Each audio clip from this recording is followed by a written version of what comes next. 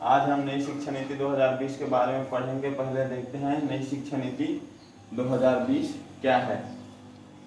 29 जुलाई 2020 को कैबिनेट द्वारा नई शिक्षा नीति को मंजूरी दी गई। इसके लिए तत्कालीन जो केंद्र सरकार है अभी, उन्होंने 2014 में ही लोकसभा चुनाव के दौरान अपने घोषणा पत्र में यह लिखा था कि हम नई शिक्षा नीति लाने वाले हैं। इसके तहत उन्होंने 2014 से ही मोदी सरकार केंद्र में बनने के बाद उसके लिए कार्य शुरू कर दिया था। 2016 में उन्होंने इसरो के पूर्व चीफ के कस्तूरीरंगन की अध्यक्षता में 9 सदस्यीय कमेटी बनाई, जिसमें उन्होंने नई शिक्षा नीति में बदलाव के कुछ बिंदु ढूंढे और उनसे अभी 29 जुलाई 2020 को उन्होंने केंद्रीय मंत्रिमंडल को सौंपा है और उससे पहले उन्होंने इसके ड्राफ्ट को मानव संसाधन विकास मंत्री रमेश पोखरियाल निशंक को दे दिया था। फिर उन्होंने उसे केंद्रीय मंत्रिमंडल के समक्ष प्रस्तुत किया, जिसे कैबिनेट ने मंजूरी दे दी। आज हम देखते हैं यह नई शिक्षा नीति क्या है। अभी जो नई शिक्षा नीति आई है 2020, इससे पहले 1986 में राजीव गांधी सरकार के समय शिक्षा नीति लाई गई थी। हालांकि उसमें 1992 में कुछ परिवर्तन किया गया था, उसके बाद यह नीति आई है। अब देखते हैं कि इसमें बदलाव की आवश्यकता क्यों है। हमारे शिक्षा नीति में कुछ समय से महसूस किया जा रहा था कि हमारे शिक्षा में कई चीज़ें ऐसी हैं जिनमें बदलाव किया जाए। उसी बदलाव को जानने के लिए के कस्तूरीरंगन की अध्यक्षता में कमेटी बनाई गई थी, जिसमें बदलाव को जानने की कोशिश की गई कि क्या बदला जाए। तो उसी को अब देखते हैं कि उसके बदलाव से, नई शिक्षा नीति के बदलाव से स्कूल शिक्षा में क्या बदलाव होगा। पहले हम स्कूल शिक्षा में हम देखते थे कि पहले जो चल रही थी वो 10+2 उसको कहा जाता था, जो चलता था। उसमें क्या होता था कि 10वीं क्लास तक के बच्चों को सभी विषयों को पढ़ाया जाता था। फिर उसमें 11वीं कक्षा में उन्हें एक नई स्ट्रीम के तहत पढ़ाया जाता था। मतलब तीन सेक्शन में बांटा गया था पढ़ाई को, आर्ट्स, कॉमर्स एंड साइंस। तो साइंस के अंदर होता था मैथमेटिक्स और बायोलॉजी। पर जो आज शिक्षा नीति है उसका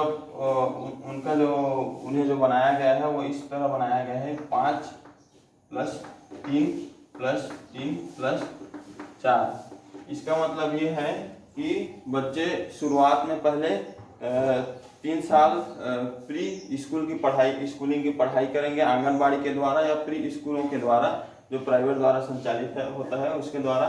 फिर दूसरी कक्षा तक की पढ़ाई करेंगे, पहली और दूसरी। तो इस तरह से वो ये 5 साल की पढ़ाई पूरा होगा। इसके अंतर्गत 3 से 8 साल के बच्चों को शिक्षा दी जाएगी। 3 से 8 साल के बच्चों को इसके तहत शिक्षा दी जाएगी।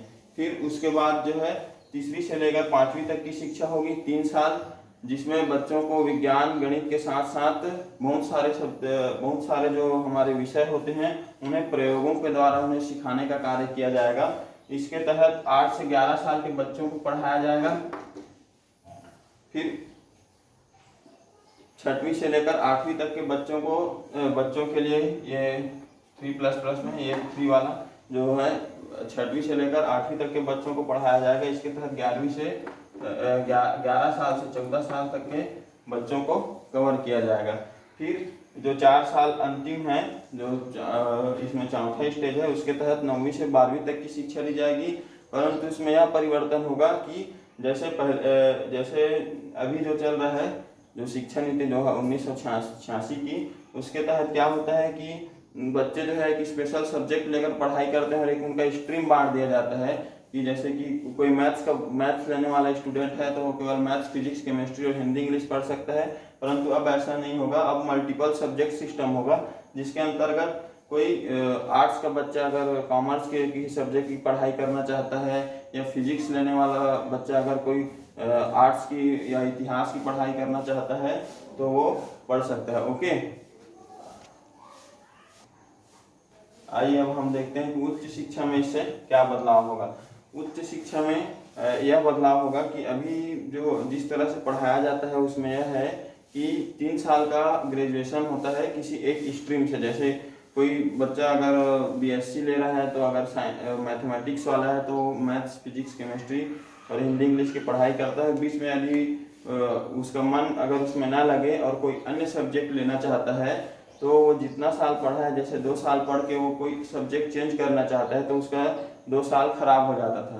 पर इसमें अब जो नई शिक्षा नीति आई है उसमें multiple entry and multiple exit का सिस्टम रखा गया है। इसका मतलब यह हुआ कि यदि कोई विद्यार्थी महाविद्यालय में प्रथम वर्ष की पढ़ाई करता है और वह आर्ट्स का विद्यार्थी है या किसी और भी सब्जेक्ट का विद्यार्थी हो सकता है, वो तो आर्ट्स का विद्यार्थी है और उसका जो सब्जेक्ट है उसको बदलना है, या फिर उसको जैसे मैथ्स का विद्यार्थी है, मैथ्स का जो सब्जेक्ट है उसको चेंज करके अब उसको फिर से अगर आर्ट्स का अगर पढ़ाई करना है दूसरे सब्जेक्ट का, तो उसका वो 1 साल या 2 साल के बाद जब वो निकलता है तो वो साल उसका बर्बाद नहीं होगा।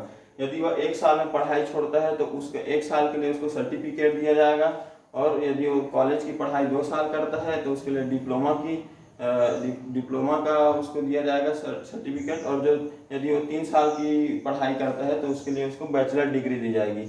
यदि कोई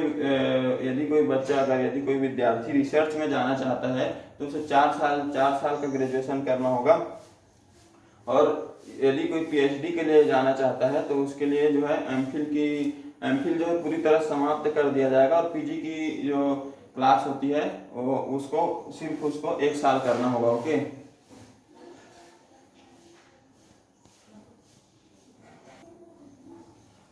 अब देखते हैं कि मानव संसाधन विकास मंत्रालय है वो शिक्षा मंत्रालय हो गया। हालांकि जब हमारा देश आज़ाद हुआ तो 1947 से 1985 तक शिक्षा मंत्री और शिक्षा मंत्रालय हुआ करते थे, परंतु राजीव गांधी ने अपने समय में इसमें परिवर्तन करके शिक्षा मंत्रालय के नाम मानव संसाधन विकास मंत्रालय कर दिया। हालांकि कुछ संगठनों ने और कुछ जाने माने लोगों ने इसका विरोध भी किया था, क्योंकि उनका मानना ये था कि मानव संसाधन विकास मंत्रालय का नाम लेने से भारतीय संस्कृति का एक तरह से इस तरह अपमान हो रहा है कि मानव को हम संसाधन मान रहे हैं, परंतु हमारा जो संस्कृति है उसके अंतर्गत हम मानव को संसाधन नहीं मान सकते। इसी कारण जो अभी जो शिक्षा मानव संसाधन मंत्रालय है उसका नाम बदलकर शिक्षा मंत्रालय कर दिया गया है। अब देखते हैं कि ये जो नई शिक्षा नीति है उसमें चुनौतियाँ क्या है।